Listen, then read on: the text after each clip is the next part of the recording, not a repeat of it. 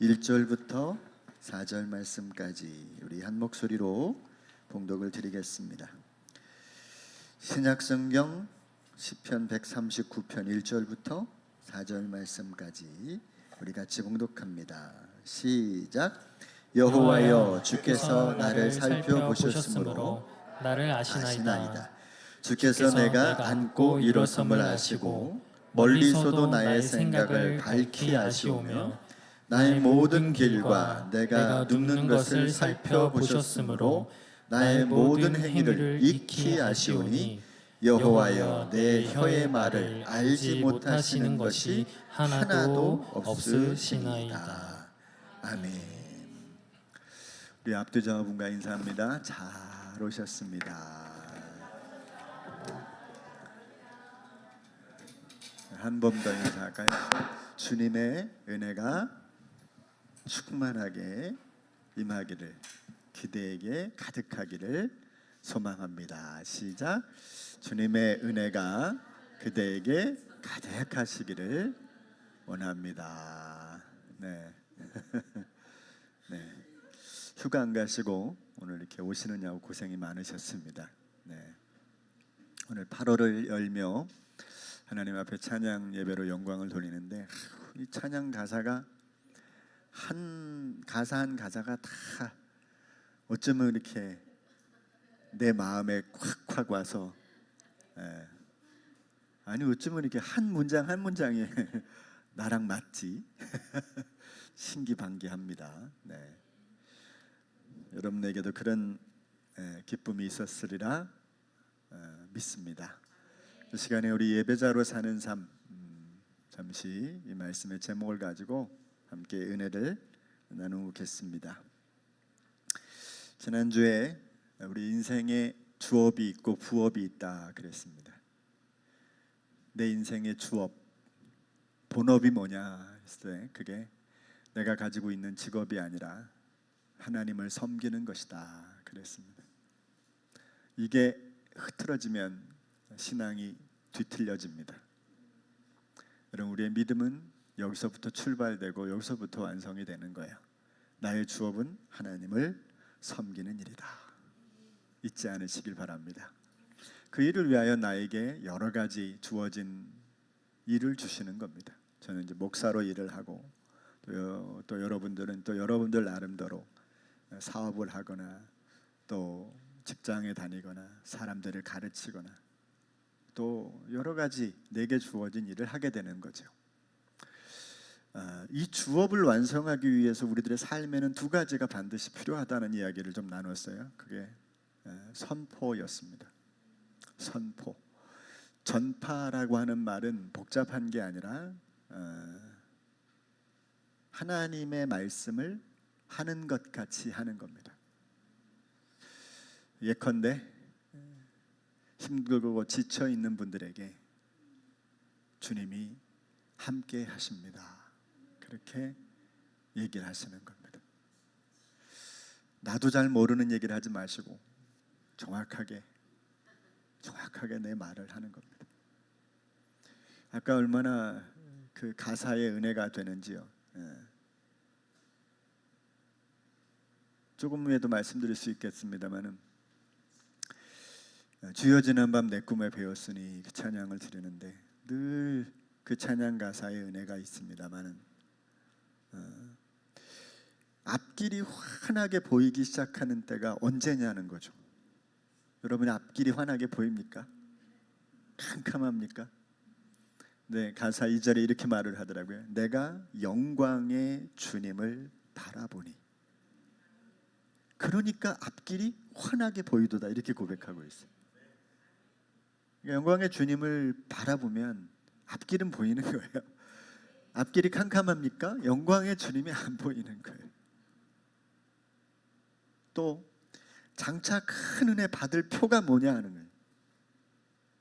그게 나의 놀라운 꿈, 정녕 내가 지금 믿고 있다는 것이 장차 큰 은혜를 받을 증거라는 겁니다. 여러분, 지금 그 믿음을 소유할 때, 내게 주신 약속의 말씀을 붙잡을 때 이미 우리는 장차 큰 은혜를 받을 증거를 영수증을 가지고 있다는 거예요. 네. 공감이 되십니까? 영수증은 직장인들에게는 유가증권이에요. 갖다 주면 돈이 나오는 게 영수증이잖아요. 이미 나에게 주신 꿈을 믿는 그 믿음이 내 안에 있다는 건 큰 은혜를 받을 표를 가지고 있는 것과 같습니다. 이런 얘기를 하는 겁니다. 선포를 하시는 겁니다. 마음에 돌을 던지는 겁니다. 복음의 돌을 던지면 여러분 잔말 말고 냉방기 틀어. 요새 그런 말 굉장히 아세요? 그 개그인데 잘 모르시는구나. 잔말 말고 냉방기 틀어. 그거 요새 엄청 떴습니다. 너무 더우니까 잔말 말고 냉방기 파워 냉방을 틀어. 맞아, 파워 냉방기 틀으라고 막 5분 동안 그 얘기만 해요. 잔말 말고 파워 냉방기 틀어. 근데 다시 잔말 말고 냉방기, 이거 너무 더우니까. 근데 그게 평소에는 무슨 말을 저렇게 하나 그러는데 너무 더우니까 말만 들어도 시원하고 말만 들어도 기분 좋은 거예요. 마음의 돌을 던지는 겁니다. 복음의 돌을 던지면 마음의 파장이 확 일어나요. 이 사람이 삶에 힘들 때 그 말씀이 생각이 나요. 아, 그렇구나. 내가 주님께로 돌아가야 되는구나. 그런 마음을 갖게 됩니다. 그 일을 위해서 우리는 섬김과 나눔의 삶을 살아야 된다는 이야기를 지난주에 드렸습니다. 자, 일을 하다 보면 이제 신앙 안에 이렇게 성장하고 믿음을 잘 갖추다 보면 공동체 안에서 특별한 존재로 세워지기도 합니다. 제일 주목받는 역할이 목회자라고 그렇게 보여지는데, 목사들도 그렇게 여러분들이 바라볼 수, 목사님 정말 잘하시는 것 같아, 믿음이 좋은 것 같아, 그렇게 보여지는 거죠. 그런데 여러분, 그렇게 된다라고 했을 때 우리 스스로가 잘못하면 나 스스로가 그 길을 잃고 표류할 수 있어요. 믿음의 본질에서 벗어나는 일을 경험하게 될 수도 있어요.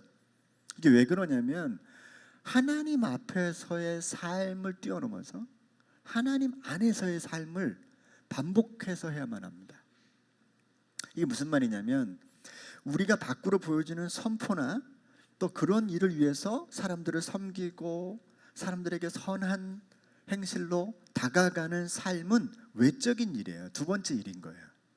진짜 내가 마음에 더 품어야 되고 더 마음속에 가져야 될 마음은 예배자로 서는 것입니다.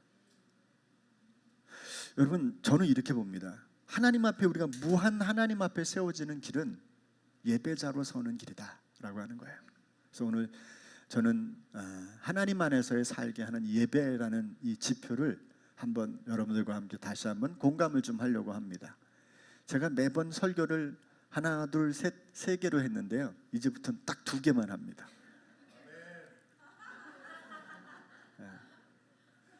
내가 성경을 가만히 읽다 보니까 성경이 그러더라고요. 성경을 바울 서신이 두면서 성경을 타려면 하나님에 관한 이야기를 쭉 하고 정말로 형제들아 너희는 이렇게 해서 2가지로 하더라고. 그래서 내가 이제 나도 2가지로 해야 되겠다. 네. 그래서 이제 오늘 1번과 2번밖에 안 나옵니다. 자, 하나님은 우리를 예배로 부르셨습니다. 지난주에 호평이 좋았어요. 그러니까 굉장히 짧고 좋았다, 짧았다. 그래서 이제 더 짧아지기로 마음을 정했습니다. 제 머리도 이왕 짧아진 김에 짧게 하겠습니다. 여러분, 예배자로 사는 일은 단순히 시간을 넘어서 우리가 예배를 참석하거나 예배 형식을 갖춰 예전의 집례에 내가 동참하는 것, 그리고 삶에서 예배자로 살아가는 것 이상의 의미가 있어요. 여러분, 그걸 생각하셔야 됩니다. 나 이번 주일날 예배 드렸는데가 만족할 만한 것이 아니라는 얘기죠. 이번 주일날 갔더니 예배에 큰 은혜가 있었어, 그걸로 만족할 만한 일이 아니라는 거예요. 내 삶에서 예배자로서의 삶을 사는 것으로 만족할 일이 아니라는 겁니다. 그게 예배의 삶이라는 겁니다. 왜냐하면 예배자는 삶의 중심을 하나님께 다 돌리는 사람인 거예요. 하나님 앞에 사는 것을 넘어 하나님 안에 살기를 힘쓰는 겁니다. 자신을 드리고 하나님을 향해 모든 걸 반응하고 하나님의 시선으로 세상을 바라보면서 살기 때문에 이게 예배자가 되는 거예요. 그러니까 여러분, 우리가 주일에 예배를 드리거나 우리들의 삶의 모든 자리에서 예배의 삶을 산다는 것 이상의 의미가 예배자의 삶이라고 하는 걸 먼저 생각해 두셔야 돼요. 오늘 다윗은요 시편 139편 전체에서 하나님의 전지하심을 얘기해요. 하나님 모든 걸 아세요. 모든 걸 아세요. 그리고 하나님은 아니 계신 곳이 없어요. 또한 하나님은 창조주세요. 그러면서 하나님을 찬양하고 있는 그의 모습을 보게 됩니다. 왜 다윗이 예배자가 되었을까? 그가 그 하나님을 만났고 그 경험했기 때문에 그렇습니다. 즉 하나님을 분명한 믿음의 눈으로 바라보고 그렇게 하나님 안에 거하는 삶이야말로 예배자로 세워지는 길이라는 사실이죠. 시편 139편 1절 다윗의 시 인도자를 따라 부르는 노래. 여호와여 주께서 나를 살펴보셨으므로 나를 아십니다. 하나님이 나를 아신다는 거죠. 주께서 내가 안고 일어섬을 아시고 멀리서도 나의 생각을 밝히 아신다. 이 아신다는 말은요 하나님이 그냥 대충 감잡아서 아는 게 아니라 내 속 깊은 곳을 구체적으로 알고 계시다는 말이에요. 나의 모든 길과 내가 눕는 것을 살펴보셨으므로 걸어갈 때도 또 집에서 쉬고 누워있고 잠을 잘 때도 나의 모든 행위를 익히 아신다. 여호와여 내 혀의 말을 알지 못하시는 것이 하나도 없으시나이다. 말하지 않아도 하나님은 분명하게 알고 계시다는 거예요. 자, 그래서 하나님이 그런 분임을 우리가 알고 하나님의 그 놀라우심을 발견할 때 여러분 우리는 비로소 예배자가 되고 그 예배자야말로 인생의 참된 성공의 삶이 펼쳐지는 거예요. 여러분 누가 성공자인가? 하나님 안에 거하는 사람, 하나님으로부터 시작하는 사람, 하나님께 돌아가는 사람, 하나님을 내 마음에 두고 그를 기뻐하는 사람, 여러분 그게 성공자임을 꼭 믿으시기를 바랍니다. 성도의 목적지는 참된 예배자가 되는 것입니다. 그러니까 여러분 이게 언제든지 그 자리로 가야 되는 거죠. 여러분 예배를 무시하고 가볍게 여겼던 이들이 성경에는 늘 심판받고 실패자로 서는 모습 우리 너무나 자주 보게 돼요. 가인이 그랬습니다. 그리고 나답과 아비후 누군지 모르시죠? 모세의 형 아론의 두 아들들입니다. 이들이 제사장들이었습니다. 제사장들로 이렇게 성전에 이 불을 밝히는데 성소에 불을 밝히는데 그 성소에서 불을 밝히는 그 불이 번제단에서 가져와야 되는 거예요. 근데 번제단에서 가져오기가 귀찮은 거죠. 뭔가 거기에 문제가 생겼던 것 같습니다. 형 그냥 저 라이터 쓰세요. 그래서 아무 불이나 가져다가 성소를 밝힙니다. 그 일로 인해 저들이 심판을 받게 되죠. 홈니와 비느하스는 성전에 드려지는 하나님의 제물 소고기로 드려지죠. 소고기. 근데 매일 소고기를 익혀 먹는데 삶아 먹으니까 맛이 별로야. 우리 스테이크 좀 해 먹자. 그래서 성전에 바쳐지는 예물 안에 드려지는 그 고기를 구워 먹을 수 있도록 따로 빼냅니다. 이스라엘 백성이나 사울이나 아나니아 삽비라나 이 모든 성경에 나오는 이들은 결국 예배자의 자리를 벗어난 것이죠. 반면에 아벨, 아브라함, 이삭, 야곱, 다윗, 바울 수많은 사람들은 하나님 앞에 예배 안에 머물기를 힘썼습니다. 그들의 사역과 그들의 삶의 분주함을 다 뒤로 하고 먼저 하나님 앞에 기도의 자리로 나갔고요. 먼저 하나님 앞에 그 삶을 살아가는 일에 우선권을 두었던 그들의 모습을 보게 되죠. 이들은 예배자가 곧 사역과 삶의 성공자임을 드러내주는 아주 중요한 증거들이 됩니다. 그 이유는 예배만이 창조주 하나님의 자리를 우리 삶에 그대로 자리를 내어드리는 일이기 때문에 그렇습니다. 사도 요한은 요한복음과 요한계시록을 기록했는데 요한복음에는 예수님께서 사마리아 여인을 통해서 예배를 가르쳐 주시고 하나님의 그 예배자들을 찾으신다는 사실을 보여줄 뿐 아니라 요한계시록 안에 영원한 천국이 임할 그때에도 수많은 셀 수 없는 무리들이 예배를 드리게 될 것이라는 사실을 보여줘요. 예배가 시작부터 끝이에요. 이 세상에서도 최고의 삶이 예배자의 삶이고 영원한 나라에서도 우리들의 삶은 예배의 삶이라는 거예요. 요한복음 4장 24절, 23절, 24절인데요. 24절부터 읽으면 더 좋습니다. 한번 같이 읽겠습니다. 시작. 하나님은 영이시니 예배하는 자가 영과 진리로 예배할지니라. 아버지께 참되게 예배하는 자들은 영과 진리로 예배할 때가 오나니 곧 이때라. 아버지께서는 자기에게 이렇게 예배하는 자들을 찾으시느니라. 요한계시록에 이렇게 말합니다. 이 일 후에 내가 보니 각 나라와 족속과 백성과 방언에서 아무도 능히 셀 수 없는 큰 무리가 나와 흰 옷을 입고 손에 종려가지를 들고 보좌 앞과 어린 양 앞에 서서 큰 소리로 외쳐 이르되 구원하심이 보좌에 앉으신 우리 하나님과 어린 양에게 있도다 라고 찬양하며 예배드리는 모습을 보게 됩니다. 여러분, 그 예 중에 하나님께서 무너졌던 야곱의 삶을 예배로 세우시는 장면이 창세기 34장에 등장하는데요. 야곱이 세겜이라는 지역으로 가서 살게 됩니다. 그리고 그 세겜 지역에 그 추장의 아들이 또 혹 이름이 또 세겜이에요. 이름이 같아요. 근데 그 마을에 놀러 갔던 야곱의 딸 디나가 이 세겜이라고 하는 추장의 아들, 족장의 아들에게 겁탈을 당합니다. 그러니까 이게 얼마나 심각한 일이에요. 가정에 얼마나 큰 오한입니까? 딸아이가 그것도 이방인에게 이런 일을 당했으니까. 아들 시므온과 레위가 칼을 갑니다. 그리고 세겜 사람들을 찾아갑니다. 그리고 그들과 약조합니다. 너희들 세례 받으면, 할례 받으면 우리가 너희와 화친하고 우리 딸을 너희에게 주겠다. 그러니까 진짜 이 하몰이라고 하는 사람의 아들인 세겜은 진짜 디나를 사랑했던 것 같아요. 그래서 모두 명령합니다. 남자들은 다 할례 받아라. 그리고 그들이 외과 수술을 진행합니다.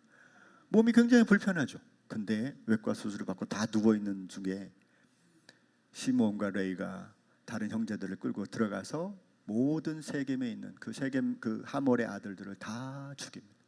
그리고 그들의 재산을 다 약탈해가지고 돌아옵니다. 여러분, 이게 난리 난 겁니다. 왜냐하면 야곱은 그 지역에 이방인으로 들어가 있는 거였거든요. 히위 족속과 원수가 된 겁니다. 이제 가나안 족속과 원수가 된 겁니다. 그 지역에 있는 사람들과 원수를 맺게 됐기 때문에 자칫 모든 걸 한 방에 잃어버릴 수밖에 없는 환경이 된 거예요. 야, 너희들이 어떻게 해서 이런 일을 했니? 자식들을 원망해도 소용이 없어요.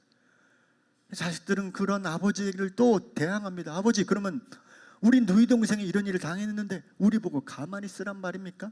아버지에게 대들고 싸우고 집안이 풍비박산 나는 상황이 벌어집니다. 근데 하나님이 그 야곱에게 찾아오십니다. 그리고 뭐라고 이야기하시냐면 25장 1절에 이렇게 말씀하세요. 한번 읽어볼까요? 시작. 하나님이 야곱에게 이르시되 일어나 베델로 올라가서 거기 거주하며 너가 내 형 에서의 낯을 피하여 도망하던 때에 네게 나타났던 하나님께 거기서 제단을 쌓아라 하신지라. 여러분, 베델로 올라가서 예배 한 번 드렸더니 인생이 바뀐 게 아니에요. 삶의 태도가 이 일로 바꿔내시는 겁니다. 예배자의 길로 다시 한 사람을 세우는 겁니다. 믿음의 족장을 세우는 겁니다. 그가 가장 곤란한 중에 지금서부터 한 100여 년 전 가까이에 있었던 이 자기의 삶을 돌아보게 하시고 새로운 일로 일어나게 만드는 일들을 행해 주시고 있는 겁니다. 그러면 우리는 어떻게 예배자로서 나아갈 수 있을까를 한번 고민해 볼 필요가 있습니다. 여러분, 예배자가 되는 길은 하나님께 대한 분명한 믿음에서 출발하고 또 그분을 경험할 감으로 확정이 됩니다. 세 가지만 제가 말씀을 드리면, 첫째는요, 하나님을 아는 만큼 예배할 수 있어요. 여러분, 사람도요, 그 사람을 아는 만큼, 그 사람의 매력을 아는 만큼 그 사람과 관계를 맺을 수가 있죠. 얼만큼 이 사람의 삶을 내가 이해하는 만큼 내 말과 행동을 가까이 할 수 있는 겁니다. 그런 것처럼 여러분, 우리가 하나님을 모르면 하나님께 예배드리는 일 자체가 너무 난감합니다. 공적인 예배를 드린다고 해도 이게 쉽지가 않아요. 1시간이라는 게 여러분, 가만히 모르는데 가만히 앉아서 1시간 예배 드리는 거, 이 고문 중에 가장 큰 고문 중에 하나입니다. 또 예배자의 삶은 더 요원하죠. 좋아하는 사람이 생기면 여러분, 그 사람이 자신이 마치 내 삶의 중심이 되잖아요. 뭘 밥을 먹어도 그 사람이 생각나고, 무슨 일을 해도 그 사람이 생각나고, 뭘 봐도 이 사람 같이 봤으면 좋겠다는 생각을 하게 되지 않겠습니까? 하나님의 좋음을 알고 선하신 능력을 알므로 하나님이 중심된 삶은 하나님을 발견하고 그분의 은혜를 깨달은 만큼 열리는 겁니다. 예배의 시작은 하나님을 알아가면서 시작이 돼요. 그러면 여러분 하나님 앞에 늘 이런 기도를 하십시오. 하나님을 더 알기 원합니다. 나 하나님 잘 몰라요. 근데 하나님 알기를 원합니다. 하나님 나한테 좀 알려주세요. 하나님 알려주세요. 여러분 이게 얼마나 귀한 기도인지 몰라요. 우리가 무엇을 구하고 얻는 것 어떤 것 이상 하나님을 좀 더 알기 원합니다. 근데 여러분 그 하나님의 깊이, 하나님의 넓이, 하나님의 그 높이는 한량 없으셔서 우리가 하나님을 구하면 구하는 대로 계속해서 그 하나님을 더 알면 알수록 더 신비롭고 더 놀라운 은혜를 경험하게 되는 거죠. 다윗의 구복처럼 우리의 모든 것을 아시는 하나님을 믿고 경험하는 일들이 여러분 하나님께 예배하는 가장 중요한 일이에요. 내가 오늘 하나님 앞에 예배하는 나의 수준은 내가 아는 하나님의 아는 수준만큼 하나님을 예배할 수 있어요. 그래서 찬양 가사도 그대로 내가 아는 만큼 은혜가 옵니다. 내가 아는 만큼 경험하게 됩니다. 그러므로 여러분 하나님을 아는 그 은혜를 날마다 더 구하는 은혜가 있기를 소망합니다. 두 번째는요, 하나님 안에서 살아가는 법을 좀 배워가는 겁니다. 자, 여러분 우리는 굉장히 사실 생각보다 지혜로운 성인이잖아요. 더군다나 영적으로 눈을 열어줬단 말이죠. 여러분 예수님께서 하나님은 영이시니 예배하는 자가 영과 진리로 예배해라. 이건 여러분 어떤 예배의 방식을 알려준 게 아니에요. 그 때가 되었다는 겁니다. 예배 드릴 수 있는 때를 하나님이 다 마련해 주셨다는 거예요. 이제는 누구나 하나님 앞에 예배 드릴 수 있어요. 어떤 장소에 가서 예배하지 않아도 하나님께 드릴 수 있도록 하나님이 모든 걸 저 여러분들에게 다 준비해 놓으셨다는 거예요. 그래서 마음만 정하고 내 마음에 그 마음을 열고 하나님께 나아가면 여러분 하나님은 그에게 베푸실 은혜가 준비된 은혜가 얼마든지 있습니다. 하나님 주세요 안 해줘도 돼. 그냥 그 자리에 머물고 그곳에 가서 하나님을 향하여 기대감을 가지면 하나님이 우리를 만지십니다. 우리 속을 만지시고 내 생각을 새롭게 하셔요. 그래서 나를 하나님 앞에 예배의 더 깊은 자리로 나아가게 만들어 주십니다. 이건 단지 우리가 주일날 예배 드리는 것만 말하는 게 아니에요. 내 삶의 전체가 하나님께 예배로 드리는 과정을 말하는 겁니다. 여러분 시대가 바뀌면 삶의 방식은 변할 수 있어요. 구약 시대는 뭐 재물을 가지고 드리고 양을 드리고 소를 드리고 뭘 드려요? 또 새를 드리고 이랬어요. 그러나 지금은 하나님 앞에 우리들의 자신을 드릴 수 있어요. 내 마음을 드릴 수 있어요. 하나님께 나아갈 때 여러분 우리들의 믿음의 태도는 하나님 앞에 하나하나씩 확인되어지고 하나님께 예배드리는 과정 속에서 내가 또 발견이 돼. 아 그렇구나, 내가 이렇구나, 내가 이런 삶이었구나.